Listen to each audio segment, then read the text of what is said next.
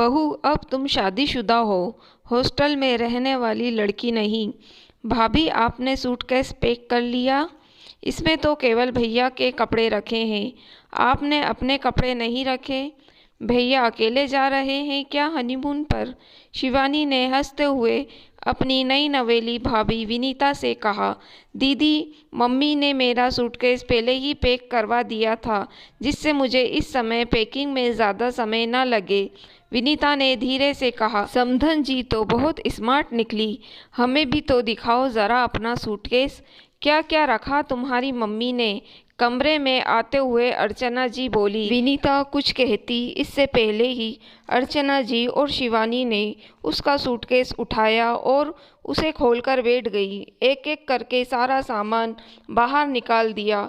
बहू, अब तुम शादीशुदा हो, हॉस्टल में रहने वाली लड़की नहीं। अपनी पैकिंग यही सोचकर करनी चाहिए थी। समधन जी को भी अक्ल नहीं है कि बेटी की पैकिंग करते समय उसके शादीशुदा होने का ख्याल रखना चाहिए था। मम्मी जी, लेकिन इस सूटकेस में क्या कमी है? विनीता ने विनम्र भाव से पूछा। इतना तो उसे समझ आ गया था कि सही मायने में वो ससुराल में ही है। यह बात बात पर सास ननद बहू की कमी निकालने को तैयार रहती हैं और साथ ही उसके मायके वालों को भी नीचा दिखाया जाता है। अब ये भी हम ही बताएं। देखो, इसलिए सूटकेस में एक भी साड़ी और सूट नहीं है, केवल जीन्स और टॉप ही रखे हैं। और ये कैमरा, इसकी क्या ज़रूरत है? अब तुम शादीशुदा हो, बार बार ये याद थोड़ी ही ना दिलाऊंगी।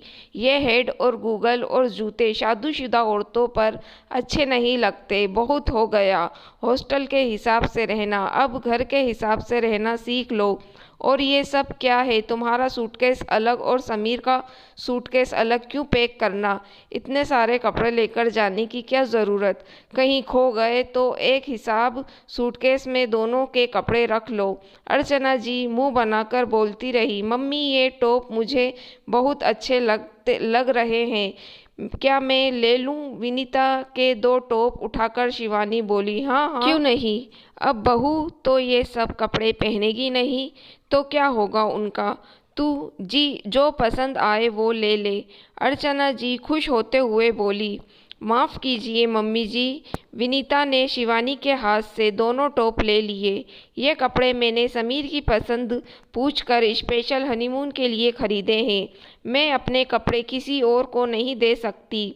रही बात मुझे वहाँ कैसे कपड़े ले जाने चाहिए, तो मैं वहाँ किसी ही ससुराल में नहीं जा रही, अपने पति के साथ घूमने जा रही हूँ, जहाँ हमें एक दूसरे को समझना है, जिसके लिए हम दोनों जितना कंफर्टेबल रहें उतना अच्छा है। अब मैं वहाँ अपनी साड़ी संभालूंगी या अपने पति के साथ अपनी ज़िंदगी की नई शुरुआत की बात करूंगी। और ये कैमरा जो है ना, वो हमारे इन खूबसूरत पलों को सजाने के लिए है, जिन्हें देखकर हम हमेशा अपने आप को तरोताज़ा महसूस करते हैं। वो यादें कुछ हमारे अंतरंग पलों की भी हो सकती है। और ये गूगल और हेड खूबसूरती के साथ साथ हमें धूप से भी बचाते हैं। ऐसे ही नहीं मेरी त्वचा इतनी ग्लो करती है। और मम्मी जी, आप मुझे तो कह रही है कि शादीशुदा औरतें हेड गूगल ये जीन्स टॉप नहीं पहनती, तो दीदी भी तो शादीशुदा है, वो ये सब कैसे पहन सकती है? क्या वो सासू माँ से छिपकर चोरी छुपे ये सब काम करती है? क्या जब वो अपने हनीमून पर गई थी तो केवल साड़ी और सूट ले गई थी? और मम्मी जी, आप सबको तो पता ही है कि मैं हॉस्टल में रह चुकी हूँ, तो मुझे पता है कि मुझे अपनी पैकिंग कैसी करनी है। 1 या 2 कितने सूटकेस ले जाने हैं?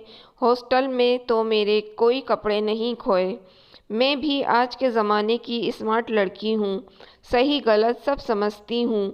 हाँ, आपको एक बात और बता दूँ कि ये सूटकेस मेरी मम्मी ने नहीं, मैंने ही पैक किया था। हाँ, मेरी मम्मी ने मुझे आइडिया ज़रूर दिया था कि हनीमून पर ले जाने वाला सामान पहले ही अलग रख लेना, जिससे वह सामान ढूंढने में कोई परेशानी ना हो।